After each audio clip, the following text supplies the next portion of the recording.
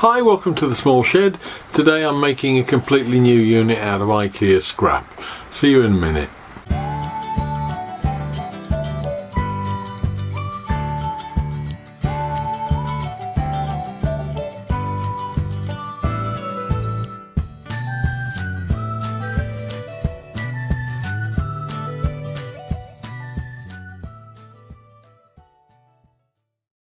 Now, having changed our minds on the workroom and ended up with a corner wardrobe unit, I decided it was easier to use that as scrap material rather than take it all the way back, get money back on it, and then have to spend money on more particle board covered and that to match the existing units.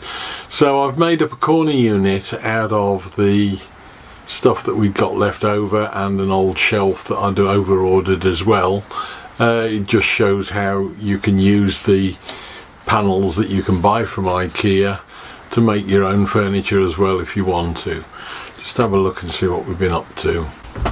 First job was to take the spare bits of shelf and wardrobe side outside and rip it down to approximate sizes with the TS 55 on the made up workbench that I'd put together. It's proved a godsend in this instance because the panels are far too big to do in the shed, and I then started to get a rough idea of the shape I needed and all the various components, and could get a rough idea of what did and what didn't need lipping. It's just a matter of how you put these things together sometimes that you can avoid an awful lot of work if you've already got panels with lipping on one edge. Right, so this is the current situation regarding that corner area where we want to put effectively like a blanket box. Now, I had a spare 1 metre wide shelf that I'd bought that we weren't using, and I've had the corner wardrobe unit that I've been hacking at. So what I've done is I've taken a couple of pieces off. That's the 1 metre by 500 shelf. I've ripped it down into 4 pieces. Effectively now I can make a plinth out of those 3 pieces, and that will mirror the rest of the wardrobe arrangement. I've cut down one side piece into a left and a right hand side. Now, the only problem you get with this is that you don't always get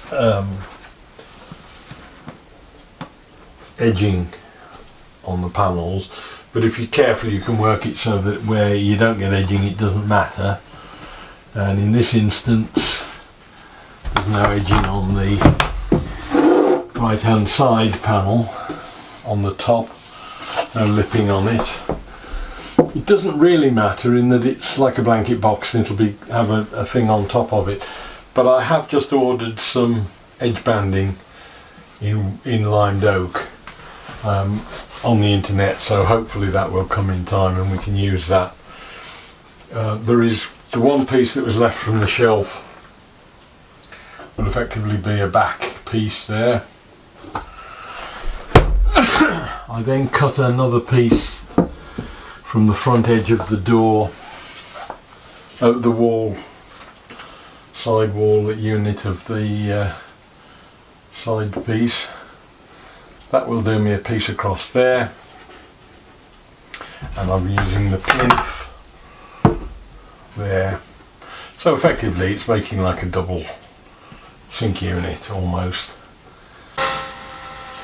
So first job was to repeat what I'd done a couple of weeks ago, drill out all the cam holes for the Ikea fixings that I got spare. I cut down some of the back off the unit to put a new back into this one, again just using all the old Ikea fixings. It just keeps anything inside that box cleaner than if it's just up against the old painted wall that was behind it. I wasn't going to start wallpapering inside cupboards when I come to do the decoration.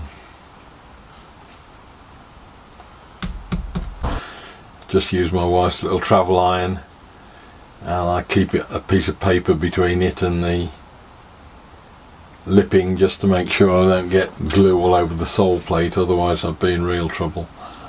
Sanded that down.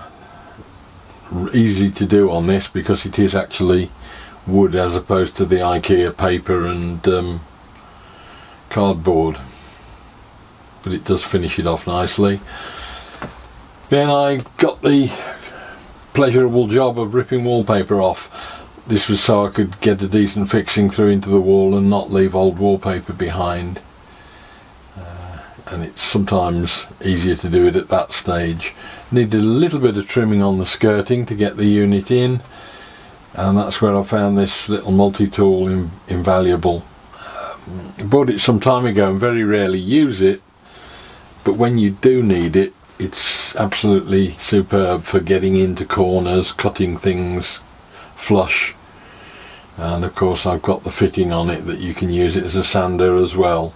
And the big random orbital's far too big to be dusting and getting around the skirting with. Fixed it to the wall, the whole of the unit then, once the carcass was done.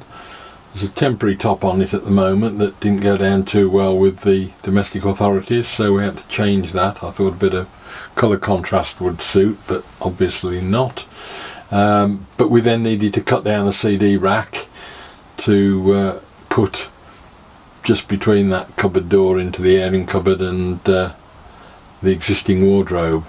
But you can see it's starting now to integrate into the whole unit over that side. It's pretty much a repeat of what was already there, but at least it will all now match all the other wardrobes. This is just a bit of the shelf top that I had, cutting it down to exact length, lipping it and then dropping it into the gap. I wasn't sure at that stage whether I'd put a hinge on it or not, but because of the architrave and that above it, I think I'd have needed to have cut it in half lengthways and put a hinge in it that way, and really for the amount of time it's used it's not worth it. It's there as deep storage and therefore it doesn't get accessed very often. Just used another offcut to put in a little final filler piece just to trim it up with the wall, which needless to say isn't always that dead square and vertical. You can also see, I mean, this is a 1980s house, early 1980s, late 1979ish. The gap that there is between the skirting and the floor, this is opened up on most of the upstairs walls where the stuff has all shrunk away from the floors.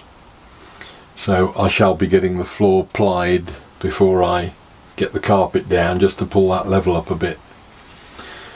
Just took the odd shaped shelves out of the wardrobe and put in the saw just to get them the right shape for doors and lipped those. But I couldn't fix the doors until I knew the level of the bottom of the door, and that relied on getting the main wardrobe door on, that you can see the wardrobe there. And again, along with that, I needed to get this ducting made up to the size of a wardrobe. It was about 12.5mm too narrow and about 25mm too far back recessed. So I've got some 12.5mm ply cut down, attached a piece on one side to make it the right width, formed a plinth out of scrap material again, just so again that it matches the existing wardrobes. And then once that is done and the studding is made up just to push that front of that ducting out by another 25mm, that would give me enough space and area to put the door that's going to be a dummy. I'm putting a mirror door in. Because I can't cut down a mirror door quite the same as I could with the wardrobe doors, I'm going to use a smaller mirror.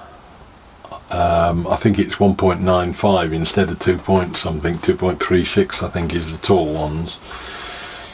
Didn't want to get involved in stripping that down and cutting glass and things, so I've gone for the smaller door and then a makeup panel above it. But all of these things relied on having that centre door in so that I can then get the bottom level right for that mirror and the doors on the actual unit underneath where we've been doing all the makeup work. Then the top panel just went in once I'd got all the fixings done. So that's the first phase pretty much finished now. We've got the wardrobe door swung. I'm just waiting for another hinge. We've got to go back to Ikea for some more hinges. The mirror is in the dummy door with a panel above it. Again, it's not quite fixed yet because I've got to put some lipping on one edge and I'm waiting for the lipping. But that now makes it just look as if it's a pair of wardrobe doors. The CD rack's in, ready to be fitted out. I don't think I'm going to hinge that. I think I'm just going to have it removable like it was before because it's so rarely used. But the cupboard is now, or the cubby hole is now finished with its dummy front doors. I've got to put a handle on that door, but that pretty much there now. Well, that's it. That's probably the last but one video on the workroom now. We're pretty much there. Next time I'll just show you hanging the doors and finishing off all the decorations. In real time I've just finished painting the skirtings and window frames and things, so hopefully we'll be getting the carpet down very early in the new year and we'll show you the whole room at the same time now it's completed, or when it's completed. Look forward to seeing you next week. We'll have something hopefully suitably festive nearer to Christmas, and I'll see you then. Bye.